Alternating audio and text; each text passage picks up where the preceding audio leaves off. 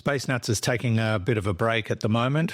Fred and I will be back in the not too distant future with fresh episodes. In the meantime, enjoy some of the key episodes that we have presented over the years, major events in astronomy and space science. And we'll see you real soon. Space Nuts. Hello again, and thank you for joining us on Space Nuts, where we talk all sorts of astronomy and space science, news from space agencies and astronomers and scientists and physicists, things that have been discovered, things that have been achieved, and we try to unravel some of the great mysteries of the universe. And we may have one of those solved today, perhaps. So whether you're at home or at work or sitting back in front of a lake fishing, whatever you're doing, thanks for joining us on this edition of Space Nuts. 15 seconds. Guidance is internal. 10, 9. Ignition sequence start. Space Nuts. 5, 4, 3, 2. 1, 2, 3, 4, 5, 5, 4, 3, 2, 1. Space Nuts. Astronauts report it feels good. It does indeed feel good to be here, and thank you for your company, as I said. My name is Andrew Dunkley. I am your host, and joining me, as he always does, without question, without claiming any money, without really thinking about it, is Professor Fred Watson, astronomer at large. Hello, Fred. Hi, Andrew. Australia's living fossil. Australia's living fossil, yes. Congratulations again on your honorary doctorate. And I've told a few people, and they pass on their congratulations. Oh, that's lovely. Thank you very much. Good for you. Thank you. Yeah. And I know I said it sort of off stage, but loving the goatee. Oh, good. Good. I'm glad to hear it, Andrew. If you watch us on YouTube, you'll be able to pick that up. I think it suits you. That's very sporting. My son, who I saw on Monday at the graduation, he's told me it makes me look exactly like my brother, who's one of these for 50 years or something. So, well, it takes seconds off your age, I must say. All right. But Fred, let's start off with this situation with Apollo samples, and they brought back quite a lot of stuff, and some of it just sort of sat there for 50 years, sealed, and I assume forgotten, or just we'll get to that at some stage. And it took them 50 years. Yeah, at first sight, it does seem weird. I agree with you, but there is a very, very good explanation, and I think, it's a brilliant reasoning. So I can't remember the number. I think it's about 380 kilograms altogether of rock and soil that the Apollo astronauts brought back with them in the 1960s and 70s. I do know, because I've got the number in front of me here, that it was a total of 2,196 samples. Oh, wow. Yeah. So it's, they had a fair number, and it wasn't really the reason why they've waited 50 years for some of them. The real reason, and it's really cunning stuff, it's forward thinking of the first order. The scientists who were interested in these moon rock samples 50 years ago knew that in 50 years' time, the technology to analyze them would have advanced out of sight compared with what there was in the 1960s and 70s. And forward thinking. Yeah, so they reserved, I think, probably 3. Okay. It's of which I think it's 3. There might be more actually, but one of them has now been opened, and that's why the news is big. It was actually Laurie Glaze of the director of the Planetary Science Division at NASA headquarters, who wrote in a statement that NASA knew that science and technology would evolve and allow scientists to study the material in new ways to address new questions in the future. Brilliant, isn't it? That's exactly what's happened. I'm not sure to what extent. I think things were pretty well advanced in the 1960s and 70s. So that's when I was beginning my career as a working scientist. But things have moved on just out of sight since then. If it's anything like the way we do astrophysics, planetary science has come on by leaps and bounds. So a tube of material, 35 centimeters long, 4 centimeters wide, which was hammered into the ground actually on the Apollo 17 mission, the last last of the Apollo missions in December 1972. Gene Cernan and Harrison Schmitt were the two astronauts who walked on the moon. Wasn't Harrison Schmitt a geologist? I think you're right. Yes, I think you're right. I think he kept getting into trouble because he got so excited he was running out of oxygen, and they were saying, "Hurry up, hurry up!" Yeah. So I think that's right. Yes, it's a mistake to send a geologist to the moon, isn't it? I would think so. It's just going to be like a kid in a lolly shop. Anyway, they kind of hammered the tube into the ground, pulled out the tube with rocks in it, and vacuumed and basically sealed it on the moon. And that is the way it's been kept for 50 years. So not only does it have rock in it, Andrew, but the volatiles that might be, locked up in these rock surfaces, sort of things that are gaseous like carbon dioxide at normal temperature here on Earth, and things that are liquid like water at normal temperature here on Earth. So the existence of these gases kind of locked up within the rocks, that there wouldn't be much because, of course, the lunar surface is essentially a vacuum. But the idea is to, and I don't think this has been done yet, the idea... Actually, no, the extraction has taken place. Sorry, Andrew. Anyway, the idea is to extract them, the minute quantities that are there, and analyze them with the technology that it's really about the precision rather than the ability to do it. This is spectrometry, so you're looking at the absolute fine details of what's going on in these atoms. Let me just check that. And I did look. You mentioned the weight of the material they brought back, which I think we talked about not so long ago. 842 pounds of stuff they brought back from the moon, which equates to 382 kilograms. So I was out by 2 kilograms. Oh, it's close enough. Round down. Rounded down, yeah, 382. I had a feeling it was 380 thereabouts. Anyway, so the process has started back in fact last month, February the 23rd, as the venerable phys.org website tells us, because that's one of the places where this story has been carried. Scientists began a weeks-long process aimed at piercing the main tube and harvesting the gas contained inside.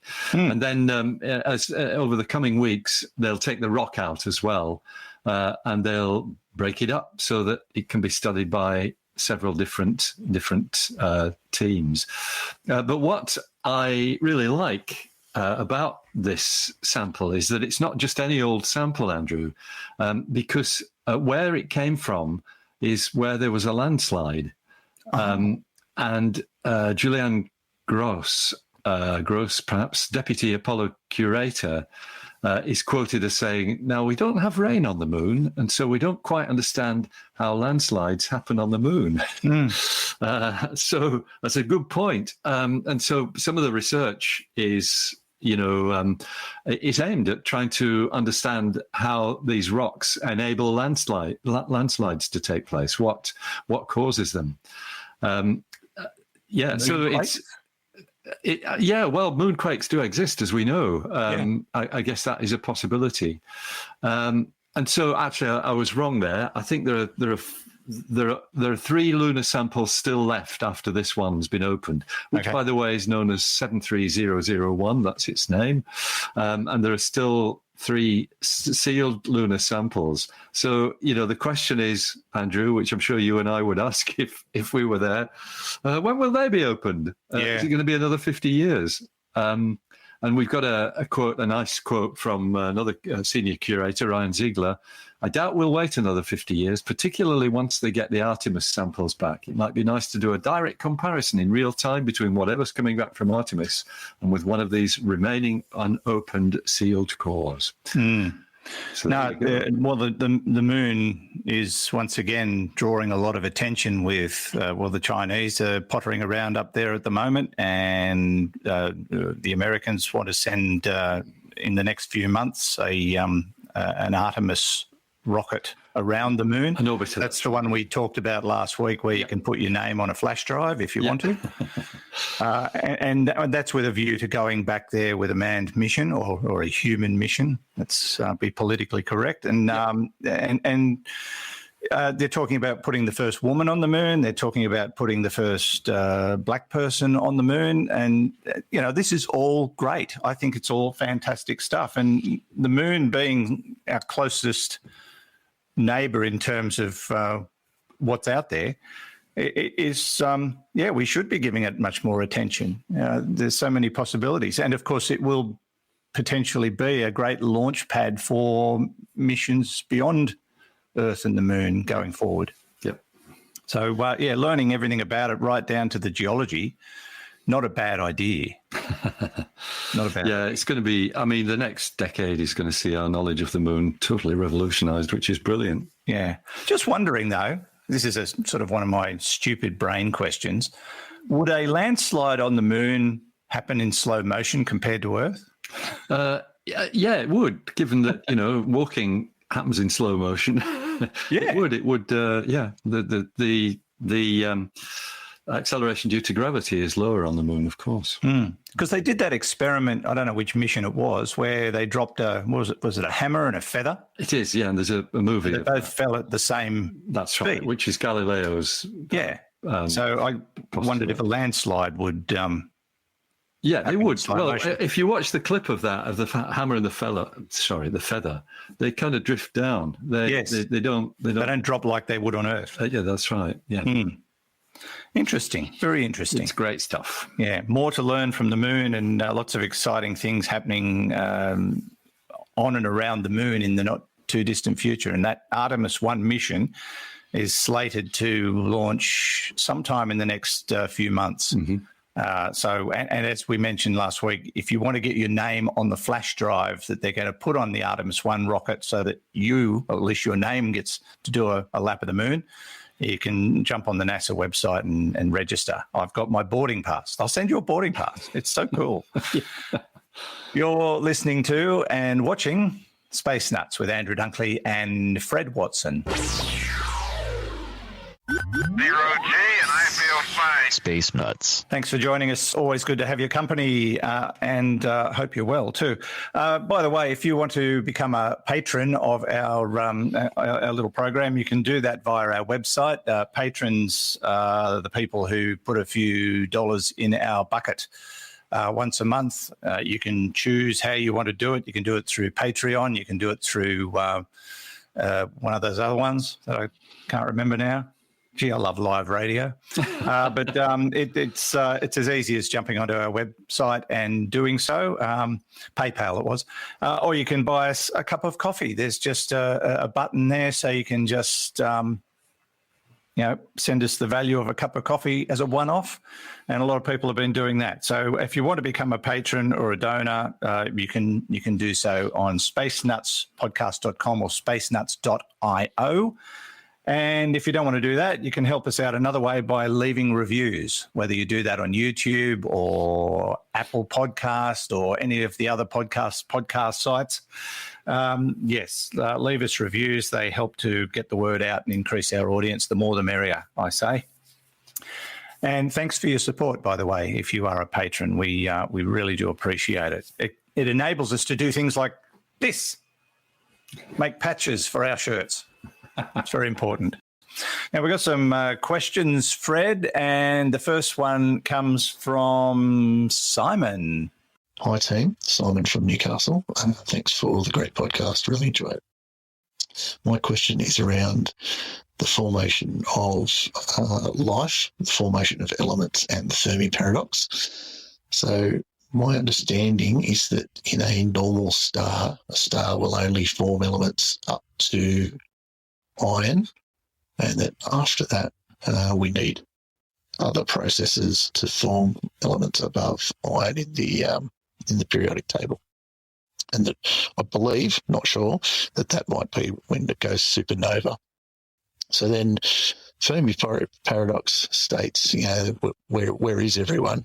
Well, I was thinking maybe an answer to that could be that life itself might require elements that are higher up the periodic table than are normally produced in a standard star cycle, and that perhaps we actually need supernovas, and that in itself would then lead itself down to the conclusion that perhaps we are one of the first, even though Earth's only 4 billion years old, the universe is 13 billion years old. Maybe we did actually need that period of time to get to this point.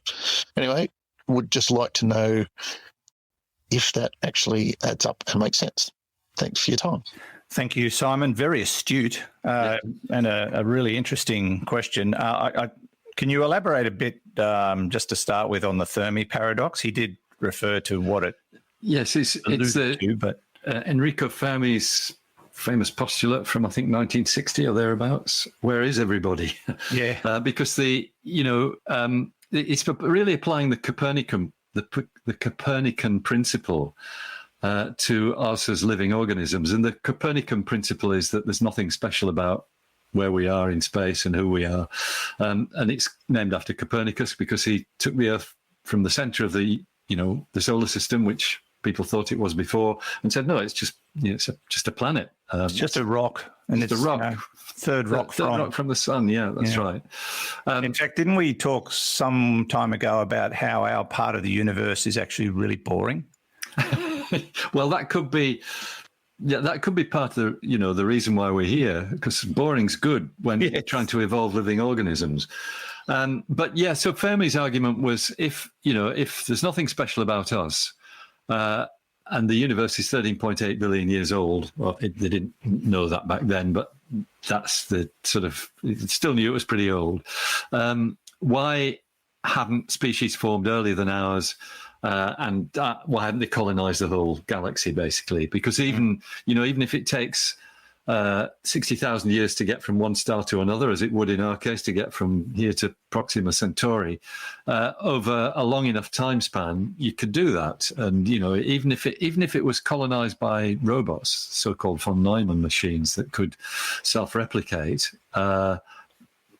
we should have evidence that there is intelligent life elsewhere. That's the Fermi paradox, and we haven't, and we still haven't. 62 years later, we still haven't. We're still looking for it on Earth. Yes, that's right. Now, Simon's argument's a good one, but the issue though is that supernovae, which he's absolutely right, they're the source of many of the heavier elements than iron, that and things like neutron star mergers and things of that sort, which create some of the heaviest elements. Gold, for example, comes from them. They started happening probably within the first 100 million years of the universe's existence. So for almost the whole age of the universe, what you might call the interstellar medium, the space between stars, has been enriched with these heavier elements. Okay. And in fact, that's how we date stars in terms of how old they are. It's by the number of how much of the chemical elements is in their atmospheres. So a star like the sun, its atmosphere is rich in all the, I can't remember the number, it's 60 or 70 different elements which are in the sun's atmosphere. Might even be more than that. And it's essentially a highly enriched cloud of gas that the sun formed from. But if you look at stars which are very, very old, and there are some, they've only got hydrogen and a little bit of iron in their spectrum, not much at all. But the bottom line is that right since the beginning, the enrichment of the raw materials of life has been taking place.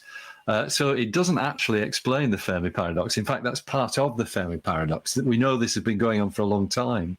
So, with the ingredients of life have been there for a long time. Why aren't we seeing it? And you've had my answer to this many times before, that the likelihood seems to be that step, we think microbial life might be common, might be reasonably something. We might even know that within the next decade, Andrew. I hope we do.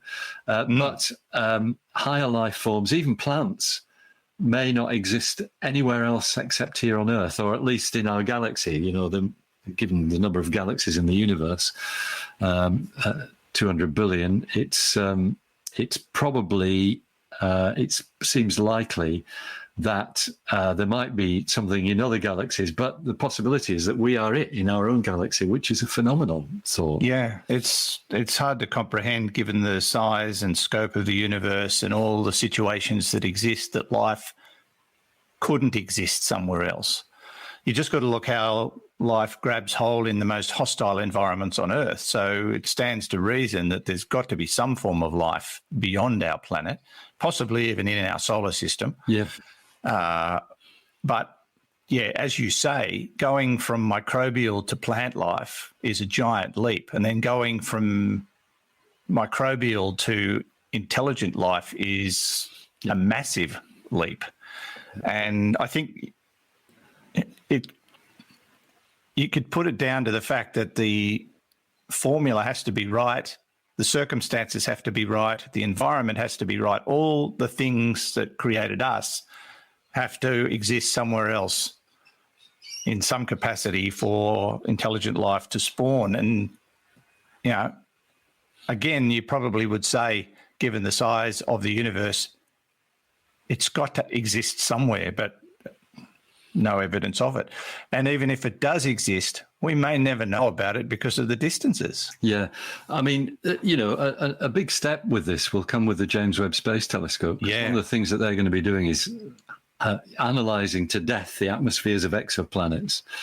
As soon as something, CFCs or something like that turn up in one of those, then you've suddenly changed the whole name of the game. Yeah. Unless it's some life form that's been created in a completely different circumstance. I think astrobiologists are pretty open-minded about that. They look at all kinds of different chemical possibilities for creating life, ones that don't involve water at all. I mean, all life on Earth is water-based, but great question. Great question. Thank you, Simon. Let's go to our next question, and this comes from Liz. Hello, Lord Dunkley and Professor Watson. This is Liz from Florida, and I have a question about Mars. Now, this may be more of a sci-fi question, but nonetheless. We know that the core is dead on planet Mars, and as we know, without an active core, there is a lack of magnetic field, which will essentially not be able to sustain an atmosphere. Now, we can terraform an atmosphere all we want, but over time, that will essentially seep out through the cracks, and there will be no more atmosphere. Now, is it possible to harvest the sun's energy? As we know, the planet gets radiated quite a bit. Is it possible to harvest that energy in, let's say, some kind of towers or something that can then send the shock down through the planet, down to the core, and recharge the core? So kind of act as a planetary defibrillator. Thank you for your time. Wow. I like the question. I like the concept. Very sci-fi. In fact, they did make a movie called The Core because the core of the Earth was slowing down and threatening life on Earth as we know it. So they sent a crew down on a special drill ship to get to the core and fired nuclear charges into it to reignite it. So, that's been done in sci-fi. What happened, Andrew? What was the outcome of that? Oh, they fixed it. Oh, they fixed it, of course. Spoiler alert. Spoiler alert. The planetary defibrillator. I love the idea. Or Packer-Wacker, as we call them in Australia. I should probably now explain that. Kerry Packer was a media magnate in Australia, very powerful, very rich man, Australia's richest man for a long time. Didn't take care of himself health-wise very well and had a heart attack one day. And the ambulance used a defibrillator to save his life. And he found out that there just weren't many of those. Mm-hmm. So he paid for every ambulance in New South Wales to have a defibrillator. So that they could save people's lives like they saved him, which was a great thing. Yeah. And we affectionately referred to them as Packer-Wackers, as we do in this country. We give everything a nickname. So Packer-Wackers are what a defibrillator is. That's fantastic. I think I knew about the principle, but I didn't know that's what they were called. Yeah, that's very good. whackers. Yeah. Well, that's probably the most interesting part of the answer to this question. Oh, Liz. Yeah. Look, it is. Yeah, terraforming Mars is. It's not possible because it's not just the the lack of a magnetic field that stops you holding on to an atmosphere. It's the fact that the planet's too small. It's once again, it's connected with simply the gravitational pull that is needed to hold on to an atmosphere like ours, which Mars doesn't have. It clearly, at an early stage in its life, did have an atmosphere because we see evidence of water and that sort of thing. And it may well be that the magnetism then was high enough to stop it being eroded away by the solar wind and things of that sort. But it's always going to be, it's always going to be a negative answer to a long-lasting atmosphere like the Earth's because it just drifts off. It's not heavy enough. In fact, we see it happening. There's it's the Marvin spacecraft, a NASA spacecraft that actually watches atoms leaving Mars's atmosphere. There's several images that show different species of atoms drifting off, including carbon, the carbon dioxide, and oxygen and hydrogen. Which makes Marvin paranoid. Think about that one. Yes, I like that. Yeah. I wish I could think of things like that. Anyway, never mind. But so stirring up the core, if you could do it, and I think the answer to that is there's no known physical method that would let you do that. What you'd have to do is heat it up so that it became more liquid. There may be a bit of liquidity there now, but there's not enough to create a dynamo to generate the magnetic field. Yes, it's possibly done a piston engine thing and seized at this stage. Seized, that's right, yeah. In which case, unseizing it needn't necessarily start it spinning again. So you might still wind up with no magnetic field, even if you nuked it to boil it up a bit. So my answer to all that is to create artificial environments in space which you can control, and with mega engineering, live in bubbles. Yeah, that's right. Yeah, there you are, Liz. Thanks, Liz, for the question. That's a good one. Thanks for the question. Probably beyond capability to fire up the core. But you never know. One day, in years to come, we might be able to harness the energy of the sun and do all sorts of weird and wonderful things. Who knows? 0G, and I feel fine. Space Nuts. Hello again, Space Nutters. This is Anna from Astronomy Daily, the podcast stopping by again with a couple of the important stories we've been following over the past week. We'll dive into SpaceX's upcoming Starship test flight with its first ever payload deployment and Blue Origin's highly anticipated New Glenn rocket debut. Let's get rolling with today's news.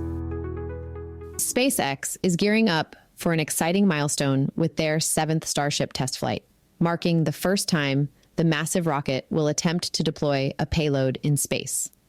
The mission will carry 10 Starlink satellite simulators designed to match the size and weight of their next-generation V3 satellites. These dummy satellites will follow the same suborbital trajectory as Starship, with their journey ending in a planned splashdown in the Indian Ocean. This test is crucial for SpaceX's future plans, as they're developing Starship to carry their advanced V3 Starlink satellites, which promise to deliver impressive gigabit internet speeds to subscribers. The upcoming test flight will showcase a significantly upgraded version of Starship. The new generation vehicle features important improvements to boost reliability and performance, including a redesigned propulsion system and a 25% increase in propellant volume, enabling the rocket to undertake longer missions. One of the most challenging aspects of this mission will be the attempted recovery of Starship's reusable booster using a landing pad. This maneuver, which had to be canceled during the previous test flight in November, could result in sonic booms around the landing zone as the booster decelerates from supersonic speeds. If automated health checks indicate any concerns with the super heavy booster or tower, the backup plan involves a controlled splashdown in the Gulf of Mexico. The test flight is currently scheduled for January 10th, though weather conditions could affect the launch date. With FAA clearance already secured, this mission represents a significant step forward in SpaceX's ambitious plans to revolutionize satellite deployment capabilities and advance their Starlink network. Another exciting launch on the horizon. Blue Origin is on the verge of a historic moment as they prepare to launch their first New Glenn rocket from Cape Canaveral Space Force Station in Florida.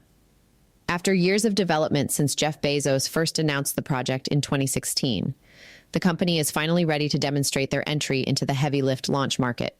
The launch window opens as early as January 6th at 1 a.m. Eastern Time, with multiple backup opportunities through January 12th. The rocket's first stage booster, cleverly named So You're Telling Me There's a Chance, will attempt a landing at sea on their drone ship Jacqueline, named after Bezos' mother.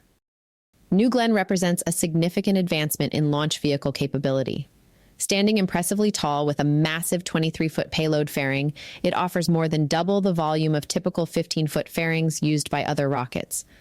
This extra space gives customers unprecedented flexibility in how they package their payloads. The rocket's performance specifications are equally impressive, capable of delivering up to 45 metric tons to low Earth orbit and 13 metric tons to geostationary orbit. Like SpaceX's rockets, New Glenn is designed for reusability, with each booster projected to complete up to 25 flights. For this debut mission, designated NG-1, the rocket will carry the Blue Ring Pathfinder, a 45,000-pound payload simulator. This test article will validate crucial systems including communications arrays, power systems, and flight computers that will be used in future operational missions. Blue Origin already has an impressive lineup of customers waiting to fly on New Glenn, including NASA's Escapade Mars probes, Amazon's Kuiper internet satellites, and various commercial and government payloads. If successful, this first flight could count toward Blue Origin's certification requirements for national security launches with the U.S. Space Force. And that's it from me for this episode of Space Nuts. I'm Anna. Don't forget to visit astronomydaily.io for your daily fix of space and astronomy news updates. We're constantly updating the site with the latest discoveries, mission updates, and cosmic wonders. Until our next adventure through the cosmos, keep looking up and stay curious about the mysteries that surround us in space. Space Nuts. You've been listening to the Space Nuts podcast. Mission complete, Houston. Available at Apple Podcasts, Spotify, iHeartRadio, or your favorite podcast player. You can also stream on demand at Bitesz.com. This has been another quality podcast production from Bitesz.com.